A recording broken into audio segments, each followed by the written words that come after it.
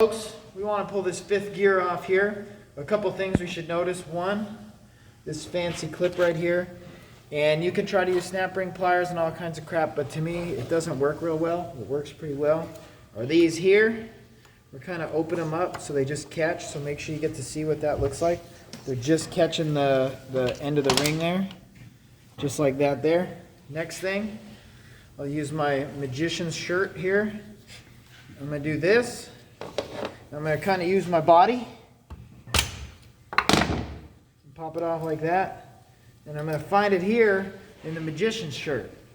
Now as an alternative, you can skip the magician's shirt, you can hit it, have it bounce off the ground, bounce off your face, and disappear. That's why it's the magician's shirt. And then, after that, we really need to pull this gear, but this is a press fit gear. So there's a couple of options. You could try to rig something up, but the most logical one is to use like a universal puller.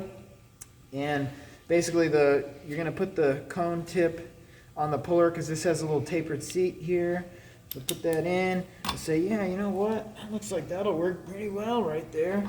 And then we can use some different bolts. You can use some of the bolts from the case if you're careful. Otherwise, you can find the bolts from the kit. And then we go ahead, we'll just get one bolt started here. I believe these are 8 by 1.25. But obviously if you start to thread it in and it's not threading it well, that's not the right bolt. That's the only reason this gear has these threaded holes in it, is just literally to pull it. And so, some people are really particular. They want you to torque these bolts that we're going to pull with, but as long as you get several threads in there, to me, I'm good with it. Not real uptight about it.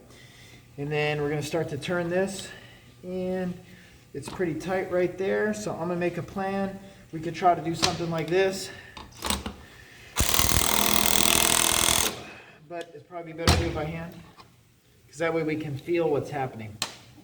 So if it starts to yield, we've talked a lot about torque to yield bolts, but when you're torquing a bolt, how it's getting tighter and tighter, and then if it starts to get kind of easier, it's yielding, it's starting to stretch. If I start to get that type of feeling with this, I know that something's going wrong. Now, this is a multi-purpose magician's shirt, because it's going to help me hold it. And it's a little bit cold in here, and sometimes when it's a little bit cold, it gets a little bit more painful. So I'm just going to go ahead, basically, I'm just turning the center part in, which is bottoming out against the output shaft, or the whatever shaft this is, and it's basically causing this plate to lift, and the bolts are causing the gear to pull with it. So that's what this is all about right here.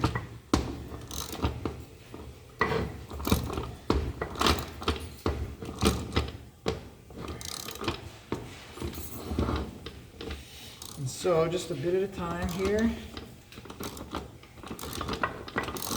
You can see it's working fine. Quiet down, SpongeBob. So, just like that, it will pull the gear. So that's as much as we're going to talk about with this one. We've got a multiple piece synchronizer assembly that we're going to take off with it. And we're just going to keep them together.